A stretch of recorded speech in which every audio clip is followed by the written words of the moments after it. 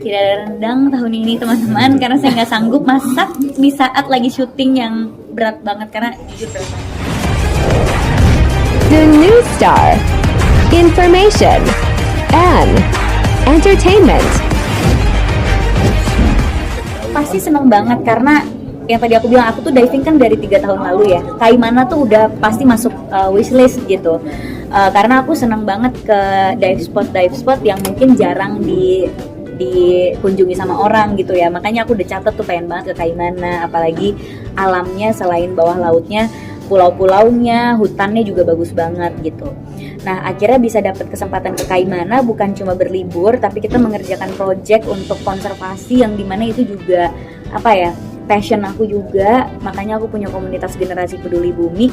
Jadi seneng banget bisa diving sambil kerja juga gitu, dan akhirnya bisa tayang dokumenter pendeknya bersama Konservasi Indonesia. Dan ini dokumenter pendek pertama aku juga. Aku nggak pernah bikin film dokumenter sebelumnya.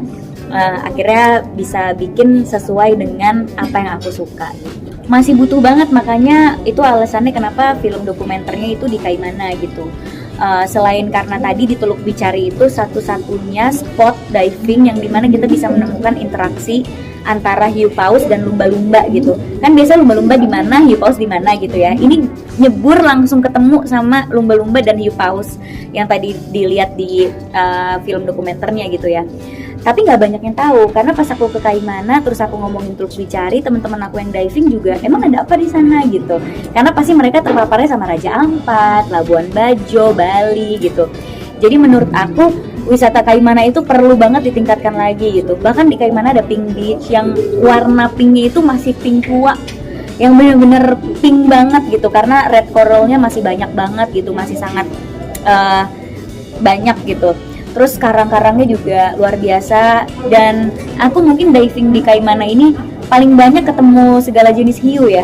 Ada hiu karpet, ada walking shark. Malam-malam kita diving ngelihat walking shark tuh kayak gampang banget nyari walking shark, langsung ketemu beberapa walking shark. Aku udah pernah posting juga waktu itu aku diving malam-malam ketemu walking shark, ketemu black tip, white tip.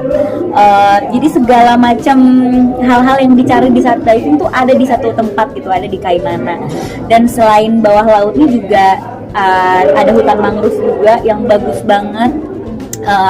Baru kali ini aku ngelihat segala macam jenis burung di satu tempat gitu ya. Aku ke hutan mangrove, naik kayak gitu, itu juga menurut aku satu destinasi wisata yang keren. Jadi emang harus sih orang itu ke Kaimana. Proses produksinya itu sebenarnya sekitar seminggu sih. Jadi kita padetin banget jadwal produksi tuh ya kemarin pas bikin dokumenter pendeknya. Hari pertama nyampe langsung kita diving ke Teluk Bicari, kita ambil semua footage di sana, terus diving lagi. Jadi sehari itu bisa 4 kali diving. Jadi sehari kita bisa 4 spot untuk kita ngasih lihat karang-karangnya, terus kita ketemu sama hiu apa aja.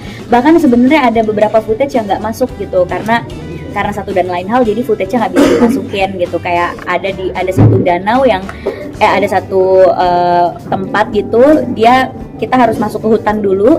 Terus pas masuk ke hutan kita ngelihat ada lake, terus di situ kita bisa berinteraksi dengan jellyfish gitu. Malam-malam juga kita diving malam-malam ketemu sama walking shark. Jadi sehari 4 kali dimaksimalin. Abis diving nggak istirahat, langsung kita ke hutan untuk ngambil footage yang tadi ada di dokumenter pendek di hutan mangrove itu, footage burung dan semuanya. Jadi seminggu itu kita padetin banget tuh produksinya. Oh, yang pasti awareness-nya sih. Karena kalau misalnya dilihat tadi dari drone ya, dari atas, nggak kalah cantik kan sama Raja Ampat. Kaimana juga punya pemandangan yang luar biasa bagus gitu. Cuma kan orang nggak tahu gitu, karena yang dipromosikan sama diver dan influencer kan pasti ke Raja Ampat gitu. Nah makanya aku langsung bikin dokumenter pendeknya supaya orang bisa langsung tahu Kaimana tuh di mana gitu dan seperti apa. Karena biasanya orang taunya Kaimana itu senja di Kaimana karena ada lagunya dulu kan. Tapi kan itu lagunya zaman dulu banget. Kayaknya millennials dan Gen Z kayak kurang terpapar sama lagu itu gitu. Jadi yang menurut aku awareness-nya sih dari pemerintah daerahnya juga perlu banget meningkatkan awareness. Mungkin bisa bekerja sama dengan key opinion leader yang bisa berkunjung ke sana dan memposting soal Kaimana. Karena kan ya harus memanfaatkan kemajuan teknologi ya, sosmed, TikTok, semua mempromosikan itu lewat sosial media gitu. Makanya ini juga tayangnya di YouTube kan, dokumenter pendeknya, dan footage pendeknya akan tayang juga di Instagram aku, di TikTok aku, supaya orang ngelihat Kaimana tuh seperti apa sih gitu. Tantangannya udah pasti kita tuh nggak bisa ngebaca alam ya, kita nggak bisa ngebaca kita turun dapat footage atau enggak. Oh, kita turun dapat footage atau enggak gitu. Kayak misalnya kita turun di Teluk, visibility-nya itu mungkin nggak sejernih kalau kita turun di dive spot lain, karena kan itu Teluk gitu ya. Dan di Teluk itu kan bener-bener nggak ada meeting point-nya, karena bener-bener turun biru semua gitu. Jadi harus hati-hati, takutnya hilang gitu. Harus bener-bener ngejaga tim, harus nggak boleh pisah sama tim. Karena jujur ada kejadian lucu banget di sini Teluk Bicari itu. Saking aku semangatnya pengen ngambil footage lumba-lumba, karena aku pegang kamera juga, aku akhirnya berenang ikutin lumba-lumbanya karena visibility-nya itu cuma 5 meter. Jadi pas nengok tim aku udah mana tim aku gitu. Loh, untungnya ada satu dive buddy aku, Ibu Meizani, yang ngikutin aku karena dia udah ngeliat, wah Prilly udah berenang ngikutin lumba-lumba nih, kalau nggak diikutin hilang. Akhirnya dia ngikutin aku, cuma kita berdua jadi terpisah sama yang lain. Akhirnya ya udah bunyiin kentongan gitu kayak kita punya tongkat untuk bunyiin tabung diving kita sampai tim kita nyariin kita gitu. Untungnya kita berdua udah rescue diver, jadi kita tahu kalau kita pisah dari rombongan gimana gitu. Nah itu tuh tantangannya kalau di alam ya, benar-benar kita nggak bisa baca alam itu seperti apa. Terus juga kayak misalnya di tengah hutan terus tiba-tiba saya pengen buang air itu saya harus buang air di hutan.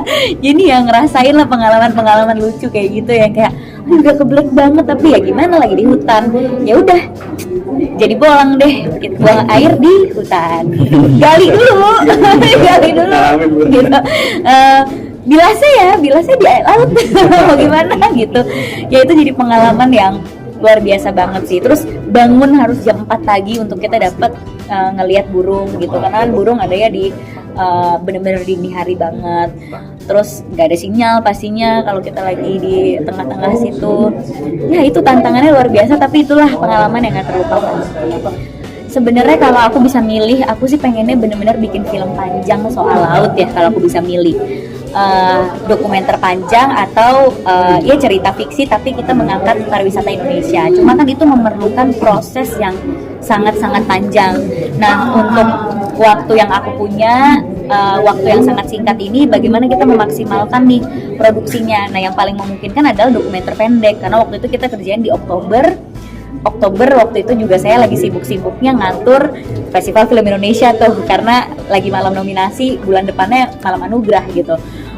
Ya udah, jadi yang paling memungkinkan adalah dokumenter pendek karena waktu produksinya itu cuma seminggu dan nggak memerlukan alat yang berat gitu untuk memproduksi dokumenter pendek. Sedangkan kalau film panjang kan mungkin kita harus pakai kamera apa untuk bisa tayang di layar lebar, untuk bisa memenuhi kualitas yang diinginkan sama masyarakat untuk film panjang. Jadi yang paling memungkinkan untuk saat ini adalah dokumenter pendek. Tapi kalau ditanya cita-cita saya sih pengen banget bikin film panjang soal laut gitu, entah itu dokumenter atau itu cerita fiksi, tapi ketika kita nonton filmnya kita mempromosikan laut Indonesia atau alam Indonesia gitu. Kak, update puasa Bapak menyambut Ramadan seperti apa sih persiapannya? Sayang sekali saya Ramadan syuting Danur, beneran syuting Danur sampai Lebaran. Jadi kayak ini juga menjadi dilema karena sahur pertama di lokasi dan malam takbiran juga kemungkinan di lokasi. Jadi tidak ada rendang tahun ini teman-teman, karena saya nggak sanggup masak di saat lagi syuting yang berat banget, karena jujur berat banget syutingnya. Jadi nggak ada persiapan apa-apa karena benar-benar lagi syuting. Ini aja harus balik lagi. Ini komitmen banget ya di tengah-tengah syuting. Ini komitmen banget. Datang untuk konservasi. Saya dari Ciloto jam 3 pagi ke Jakarta untuk acara ini aja dan langsung balik lagi. Gitu. Nah ini kan udah punya pasangan, nah mungkin nggak pengen bukber bareng Syuting mbak, masalahnya syuting. gitu? Rencana kan nggak sih mungkin bareng sama pacar? Nggak ada rencananya karena syuting beneran syuting. Makasih Sudah ya. ada planning nggak sih Nika? Nggak ada planning syuting beneran syuting semua. Syuting bareng apa gimana Bu?